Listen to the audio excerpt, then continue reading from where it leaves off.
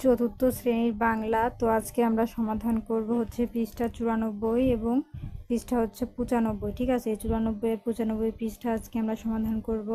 তো এটা গল্পের নাম হচ্ছে এই যে দেখো, গল্পের নাম হচ্ছে, আমি দেখিয়ে দিচ্ছি, লিপির গল্প। তো লিপির গল্পের 94 এবং 95 পৃষ্ঠা আমরা সমাধান করব। দেখো 2 নম্বরে কি আছে, 2 নম্বরে বলেছে শব্দগুলো পাঠ থেকে খুঁজে বের করে অর্থ বলি। আমরা এর অর্থগুলো বলবো। তো ভিডিওটি শুরু করার আগে বলে রাখি, চ্যানেলটি সাবস্ক্রাইব করে দিতে এবং আমার সাথে যোগাযোগ করতে চাইলে এই ভিডিও ডেসক্রিপশন বক্সে এবং ইউটিউবের বাড়িতে ফেসবুক পেজের লিঙ্ক দেওয়া আছে। পেজটি ফলো করে মেসেঞ্জারে সরাসরি আমার সাথে যোগাযোগ করতে পারো। এখানে আছে অভ্যাস, স্বাক্ষর, বন্ধন, বঙ্গলিপি, রূপান্তর। তো চলো আমরা এই উত্তরগুলো দেখে নিই। অভ্যাস মানে কোনো কাজ বারবার করার ফলে যা সহজ হয়ে যায় বা স্বভাবের পরিণত হয়। স্বাক্ষর অর্থ যিনি অক্ষর জ্ঞান সম্পন্ন, অর্থাৎ যিনি পড়তে ও লিখতে পারেন। কখন মানে কোন সময়ে বা কোন মুহূর্তে, যে কোনো একটা দিবা। বঙ্গলিপি মানে বাংলা ভাষা লেখার জন্য ব্যবহৃত লিপি বা বর্ণমালা, হয় এটা দিবা, না হলে যে বার পরে এটা দিবা। রূপান্তর মানে এক রূপ থেকে অন্য রূপে পরিবর্তন, হয় এটা দিবা, না হলে দিবা হচ্ছে বা, যেহেতু আছে রূপান্তরিত হওয়া, যে কোনো একটা দিবা যেটা সহজ মনে হয়। আমাদের দেখো 2 নাম্বার কমপ্লিট। এখন আমরা চলে যাব 3 নাম্বারে। দেখো 3 নাম্বারে কি বলেছে, ঘরের ভিতরে শব্দগুলো খালি জায়গায় বসিয়ে বাক্য তৈরি করি। তো দেখো ক নাম্বারে আছে ড্যাশ লোকের সংখ্যা দিন দিন বাড়ছে। এই যে স্বাক্ষর, এটা হবে ক নাম্বার।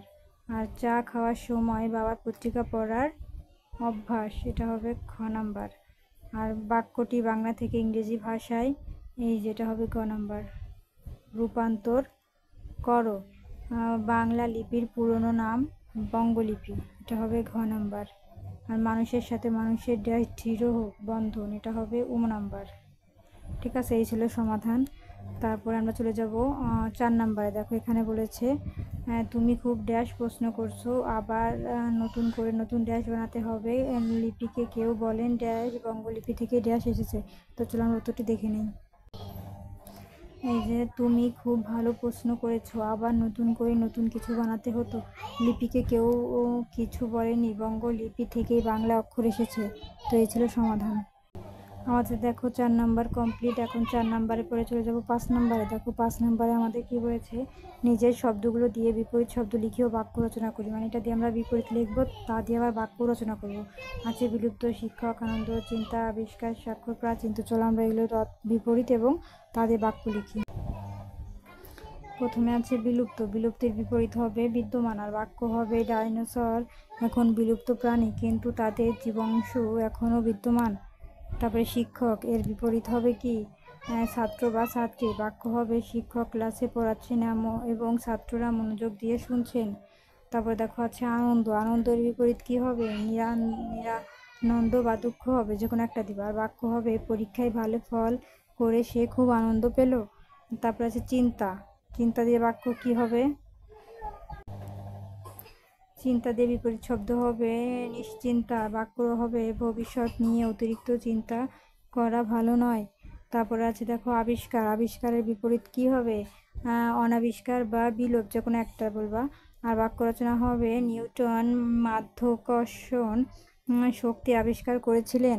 তারপর দেখো এখানে আছে স্বাক্ষর, স্বাক্ষর দিয়ে বিপরীত হবে নিরক্ষর। আর বাক্য হবে স্বাক্ষর ব্যক্তিরা নিজেই নতুন কিছু শিখতে পারে। তারপরে আছে দেখো প্রাচীন, প্রাচীনের বিপরীত হবে নবীন বা আধুনিক, যে কোনো একটা দিবা। আর বাক্য হবে এই মন্দিরের স্থাপত্য শৈলী খুবই প্রাচীন, এটা হবে সমাধান।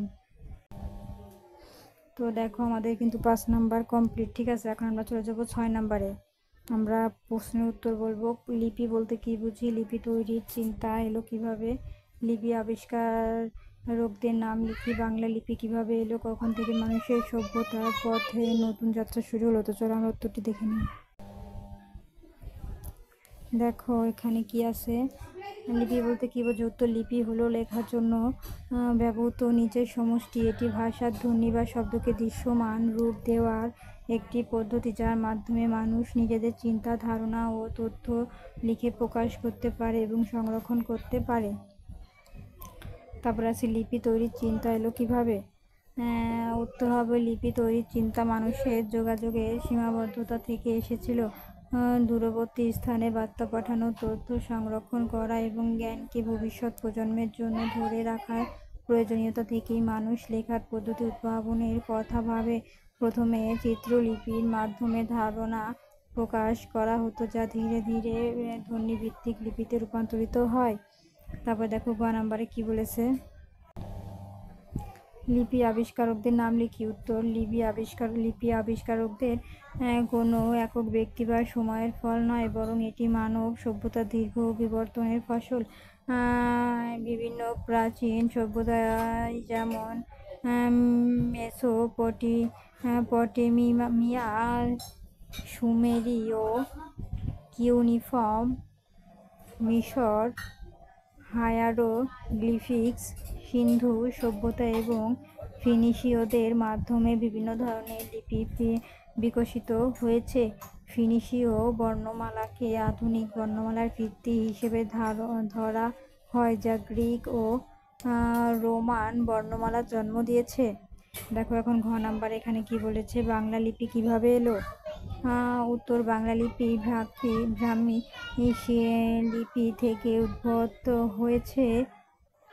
ব্রাহ্মী লিপি থেকে গুপ্তলিপি, সিদ্ধ মাতৃকা লিপি এবং এরপর কুটিল লিপি ও প্রাচীন বাংলা লিপির মাধ্যমে বাংলা লিপির বর্তমান রূপটি বিকশিত হয়েছে। এই বিবর্তন প্রক্রিয়া কয়েক শতাব্দী ধরে চলছে।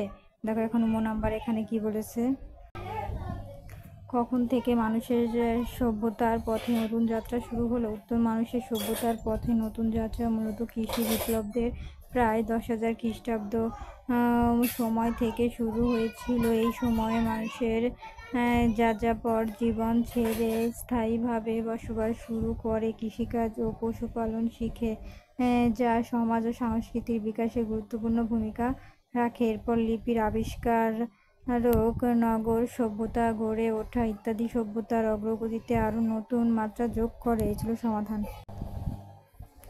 তো দেখো আমাদের কিন্তু 6 নম্বরের প্রশ্নের উত্তর কমপ্লিট। এখন দেখো আমাদের 7 নম্বরে কি বলেছে, বুঝিয়ে বলি।